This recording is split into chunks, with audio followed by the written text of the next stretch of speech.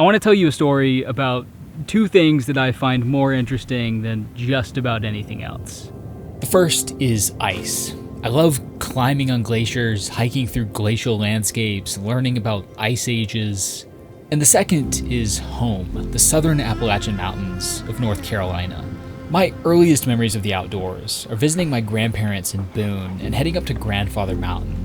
And as an adult, I've come to appreciate these mountains for their unique ecosystems and exceptional biodiversity.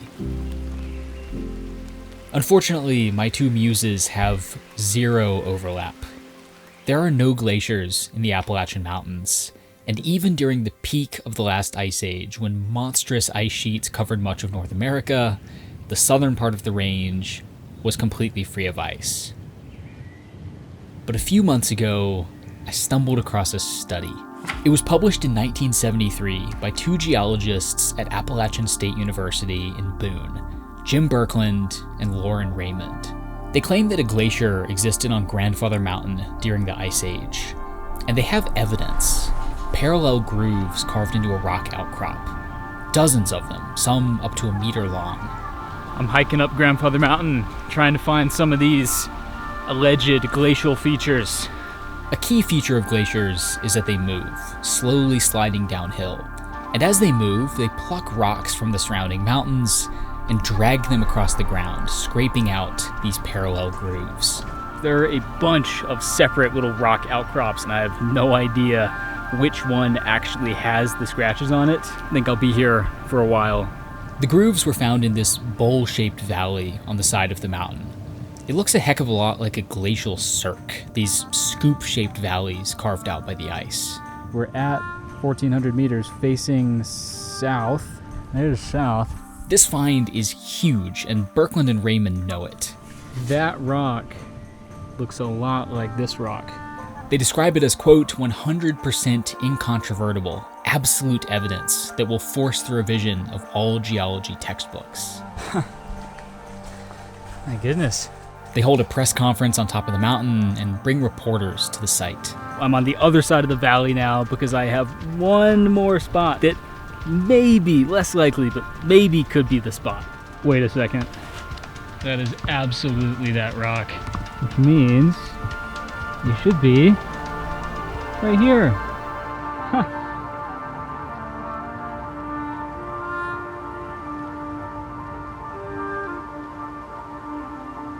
A few months later, 3 geologists from Ohio State and the U.S. Geological Survey publish a response. They visited the site themselves and found stains of iron oxide within the grooves.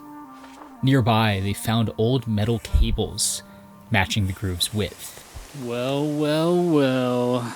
And they've interviewed a retired logger who worked in the valley in the 1930s, operating a machine that used metal cables to transport logs downslope. Yeah, they were wrong.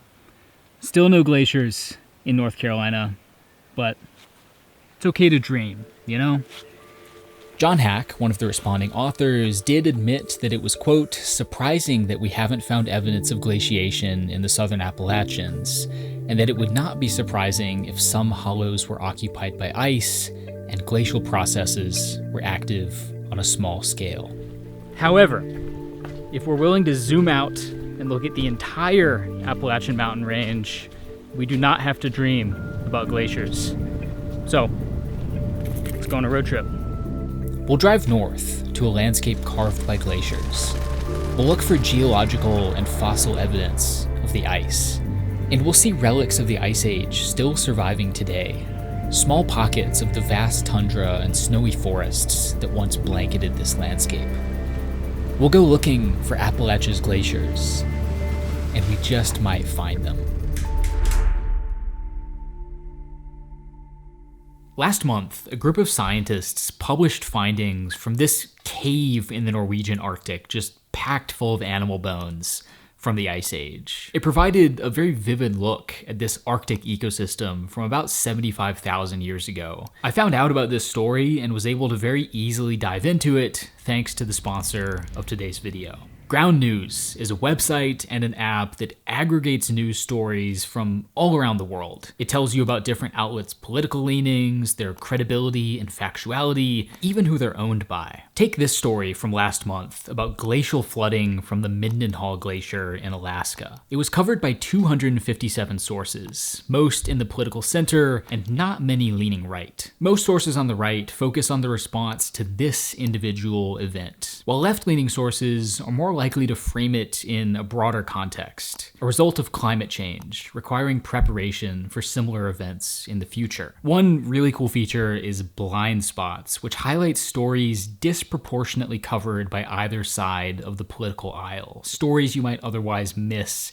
entirely. A recent study found that warming oceans could significantly reduce populations of an important phytoplankton species, threatening the entire marine food web. This was covered by 44 sources, but only 2 that lean right. This is actually a big part of what this video is about, how connected this whole climate system is, and how changing temperatures can have all of these downstream effects. All these tools that Ground News offers are helping me to broaden the stories I'm consuming and stay informed on environmental, science, and just general news. Right now, Ground News is offering 40% off of their Vantage plan using the link in the description of this video. That's all of the tools we just talked about for just $5 a month. The link is ground.news/Aidin, or you can scan the QR code on screen. Thank you to Ground News for making this trip and this video possible, and just helping me to stay informed.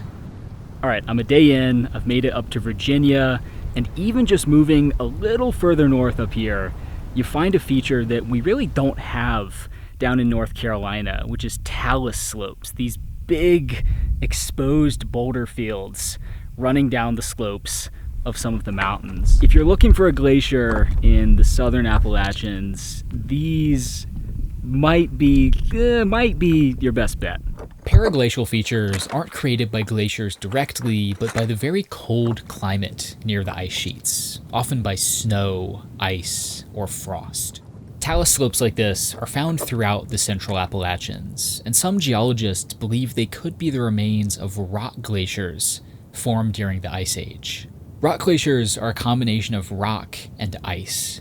They can form when rockfall covers a regular glacier, or, in this case, when ice accumulates between the rocks. The ice would lubricate this talus and allow it to slowly change shape, and it would begin sliding downhill under its own weight. Many of these talus slopes look a lot like the rock glaciers found in paraglacial climates today, including this one. It gradually narrows to a snout with a stream at the end, just like a glacier. Many have been dated to the last ice age and are made of rock from the mountains above, suggesting that they have gradually moved down slope. Rock glaciers in the Appalachians are certainly not a settled science, and most publications emphasize that more research is needed to confirm exactly what process formed them.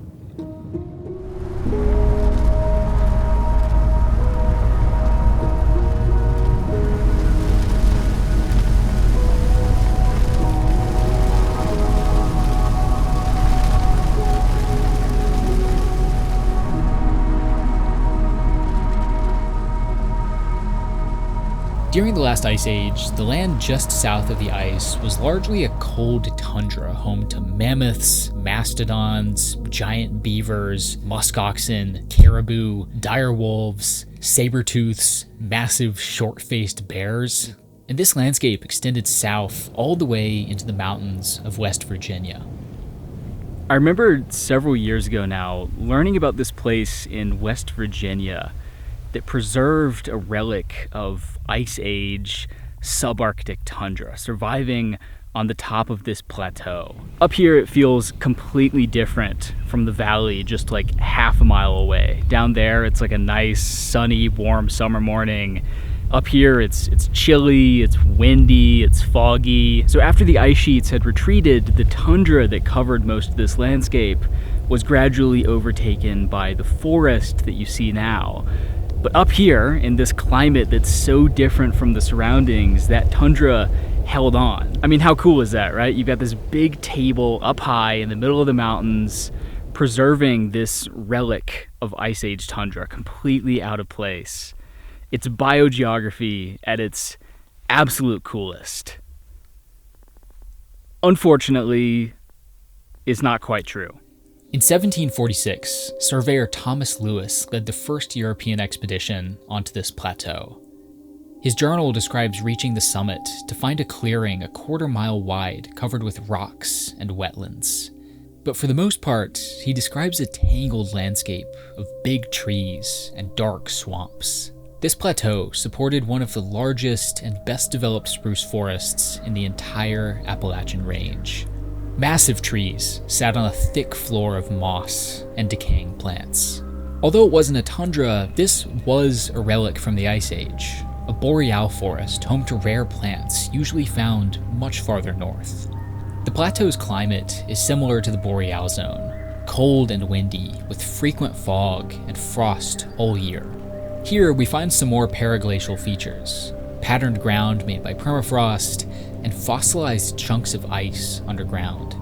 There were some tundra-like patches made up of ferns, shrubs, and stunted trees, but there's some debate over whether these open spaces were made by the plateau's climate alone, by natural wildfires, or by indigenous burning of the landscape for agriculture. At the start of the 1900s, lumber mills opened, railroads crossed the plateau, and loggers began clearing the spruce forest. They described massive trees, a thick layer of moss covering the forest floor, and pockets of snow and ice lingering until the middle of summer. By 1912, 85% of West Virginia's forests had been cleared, and this plateau was left in a particularly degraded state. Repeated wildfires burned large areas, killing saplings and completely burning off the topsoil in some areas. The resulting landscape is one most trees can't tolerate. Instead, it was recolonized by plants that can handle sun, wind, snow, and extreme temperatures. The result is essentially a man-made tundra. It continues to provide a refuge for ecosystems and species found much farther north, including peat bogs and snowshoe hares.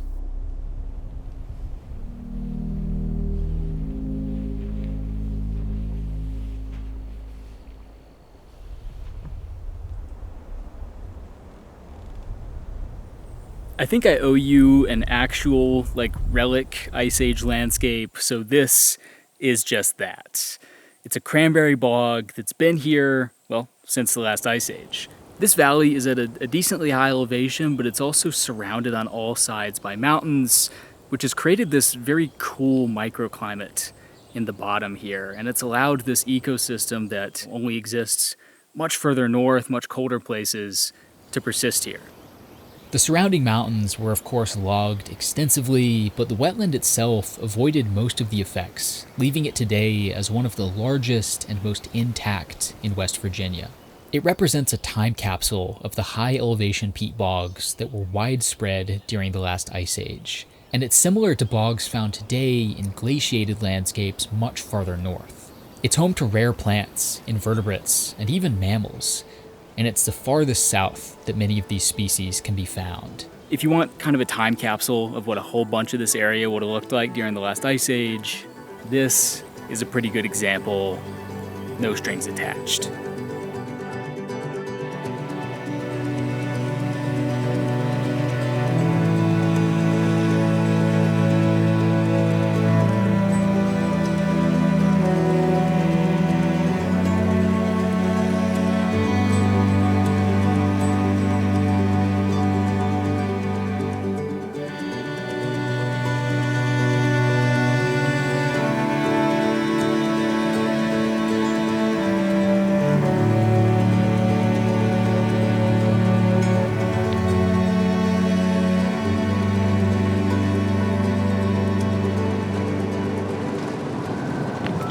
Welcome to maybe the last place I would have expected making these videos to bring me. We're in New York City, specifically Central Park, which, believe it or not, is absolutely dripping with glacial geology. There are striated rocks, big parallel grooves, and erratic boulders all over Central Park. Some of the most striking features glaciers leave behind are boulders. carried along on top of the ice and left behind when it melts. They're often found in kind of strange places, but these are not the city's only glacial features.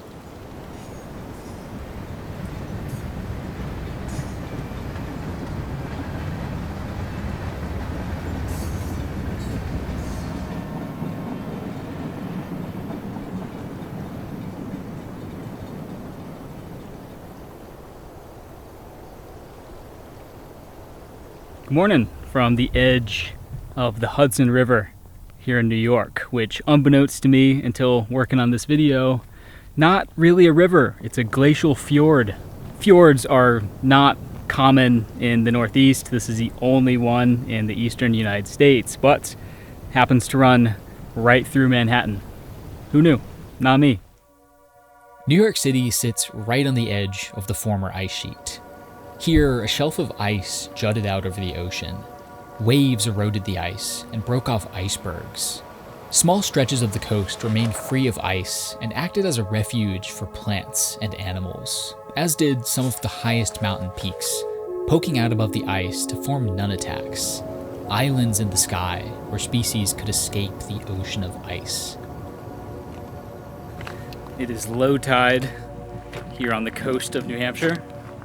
I'm looking for trees underneath this beach, actually an entire forest underneath this beach. During the last ice age, sea levels were between 85 and 130 meters lower than they are today, and North America was a lot bigger. A land bridge connected Alaska to Siberia, and massive islands existed off the coast of New England, Nova Scotia, and Newfoundland, providing a refuge for most of the plants and animals found in the region today. As the ice melted, sea levels rose. The land bridge closed, refugia were erased, and the islands became shallow banks. Today, they're hotspots for marine life and famous fisheries, most notably the Grand Banks of Newfoundland. On George's Bank off the coast of New Hampshire, fishermen trawl the seafloor for scallops, clams, and fish, accidentally recovering the teeth of mammoths and mastodons, and helping scientists to understand what this region looked like during the Ice Age. Off the coast of Nova Scotia, Sable Island preserves the last tiny remnant of these once massive islands, home to relic populations of the plants and insects that found refuge here thousands of years ago. And between 3,500 and 4,000 years ago, as sea levels rose, this forest in New Hampshire was submerged. Its remains are preserved as subfossil tree stumps, only above water when the tide is at its lowest.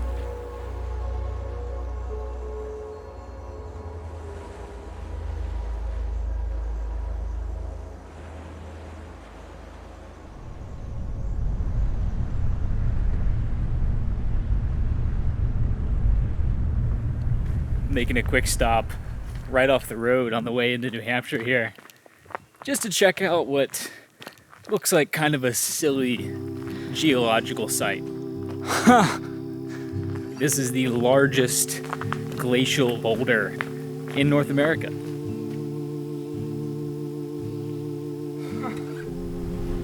New Hampshire's landscape is unapologetically glacial.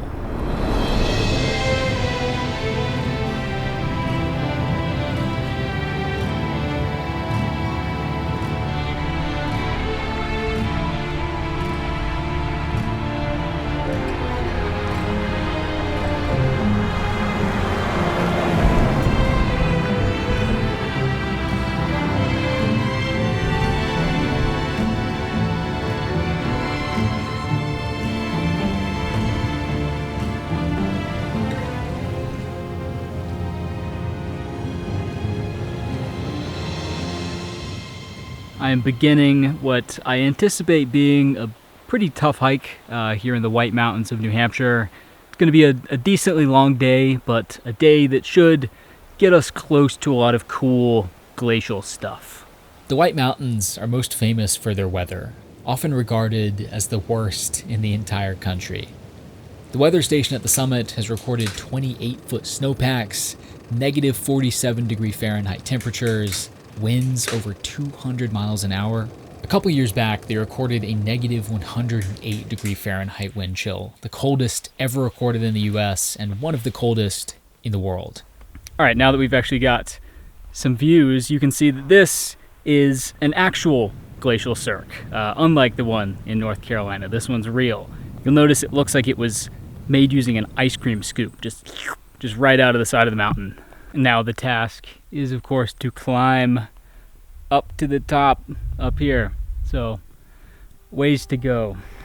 The White Mountains' most famous cirque is the Tuckerman Ravine. It's a deep valley right below the summit of Mount Washington, allowing enormous amounts of snow and ice to accumulate and linger later into the summer than anywhere else on the East Coast.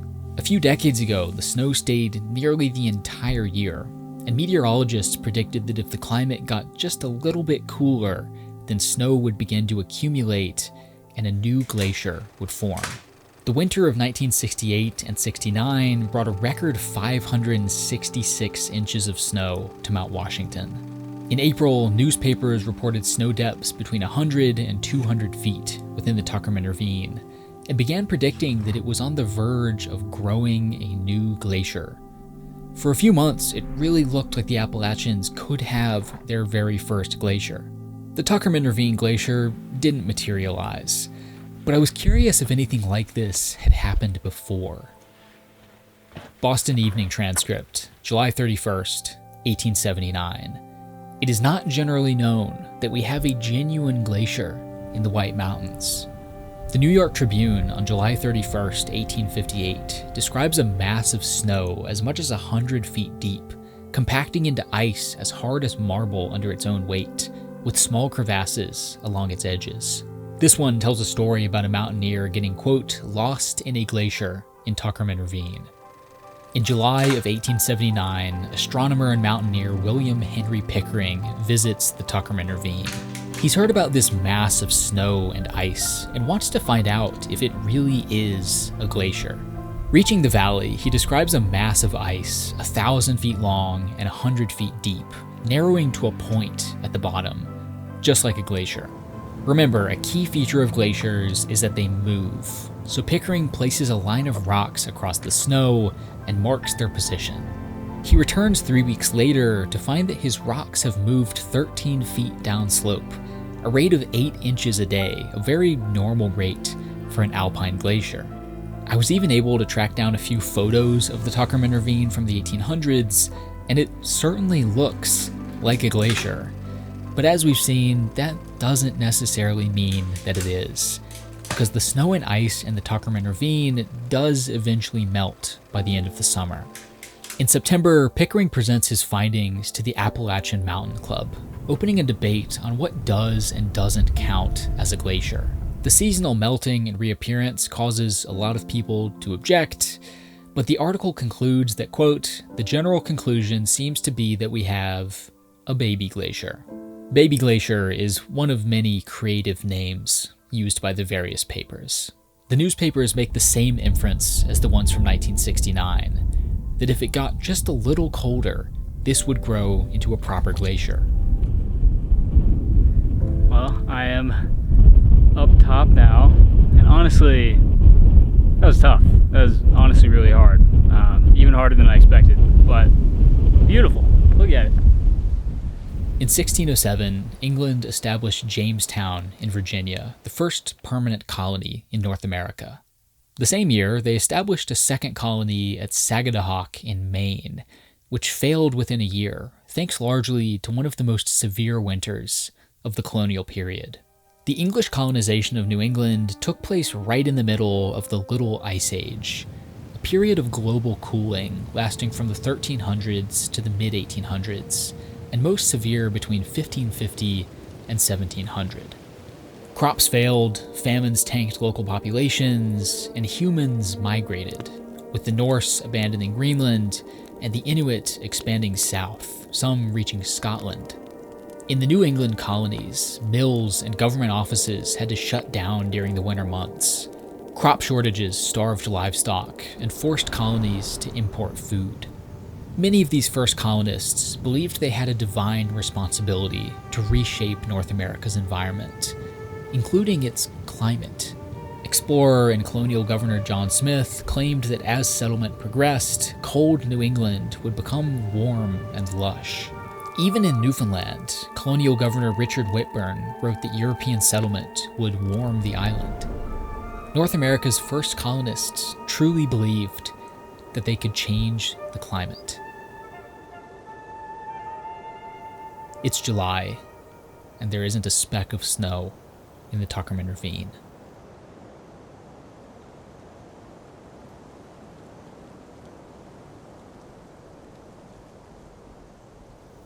The Appalachian Trail ends in Maine, but the Appalachian Mountains don't. They actually extend all the way up to the Canadian island of Newfoundland.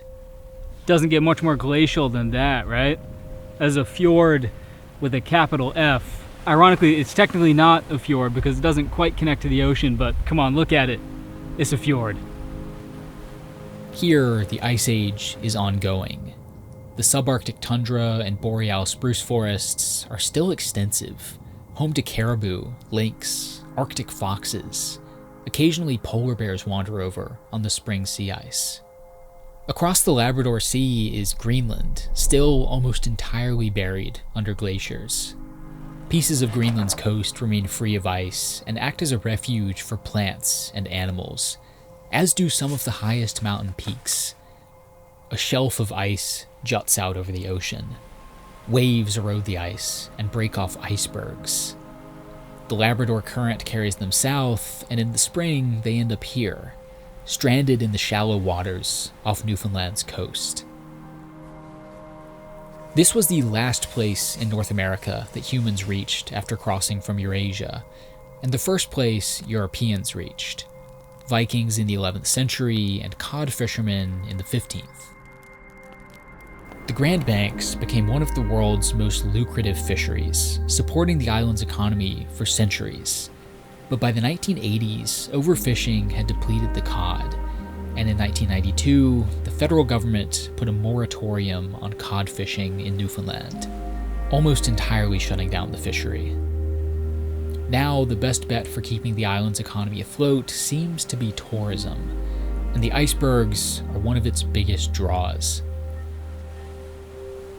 Newfoundland's landscape and archaeological sites tell a story about climate migration at one of history's most overlooked crossroads, about unique species and cultures that have been erased, about what the ice means for our own species.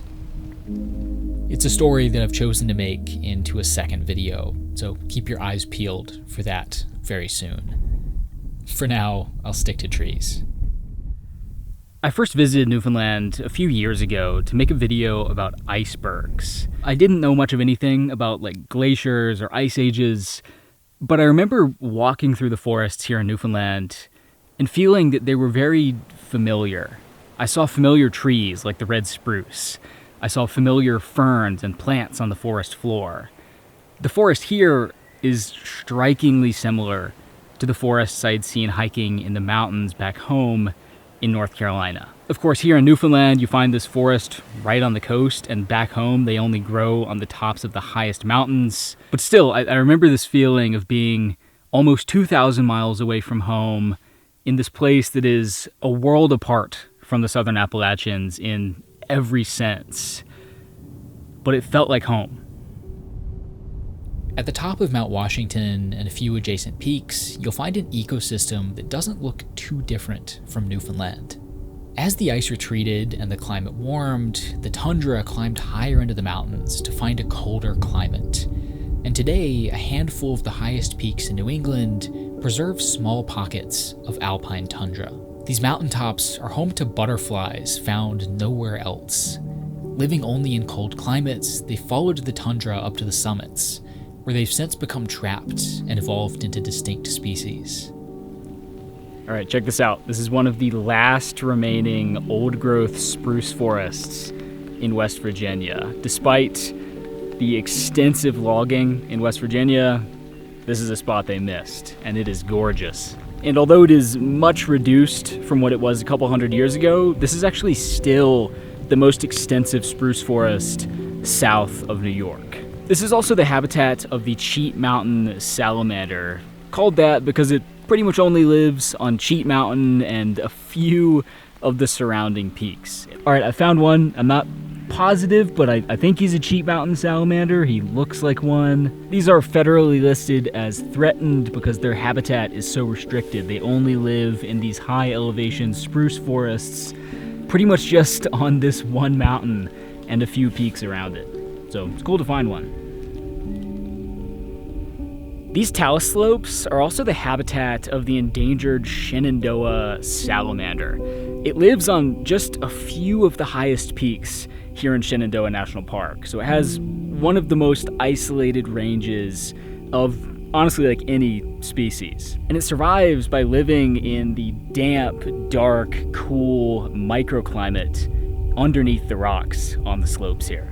This is, I think, a Shenandoah salamander. It certainly looks like one. It's crazy that these have such an isolated range. I'm on one of 3 mountains you can find these on, like 3 of the highest peaks in this region, and that's it. Super cool.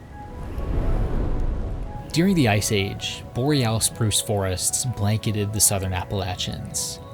As the ice retreated and the climate warmed, they climbed upward. Look at a map of the red spruce's range, and you'll see dozens of islands dotting the highest peaks. Every single one is a relic of the Ice Age. I think they look like footprints left behind by the retreating ice. Salamanders thrive in this cool and moist habitat, so they followed behind, many eventually becoming stranded on the region's highest peaks and evolving into a host of different species. Today, the southern Appalachians are home to more salamander species than anywhere else in the world. Dozens are found only here, and new species continue to be described. This was the refuge where so many of North America's species survived the ice. Many have stuck around. They've fragmented, evolved, speciated, and today the southern Appalachians are one of the most biodiverse temperate regions in the entire world. The Ice Age is everywhere. It is in the agricultural soils of the Midwest, the abundant fresh water of the Great Lakes, and the ranges of North America's animals. It has left behind pieces of tundra on the shore of Lake Superior and mountaintop forests in the Arizona desert. It is in Newfoundland, it is in New York City, it is right in my backyard. Driving back home, these footprints of the ice look more like a line of dominoes. Lose the ice, and you also lose the icebergs, the White Mountains tundra, the butterflies, the peat bogs, the sky islands, the salamanders, the biodiversity. Lose the ice, and you cut the thread tying this entire mountain range together. Wow. The glacier on Grandfather Mountain never existed. But to say that this landscape was not made by ice,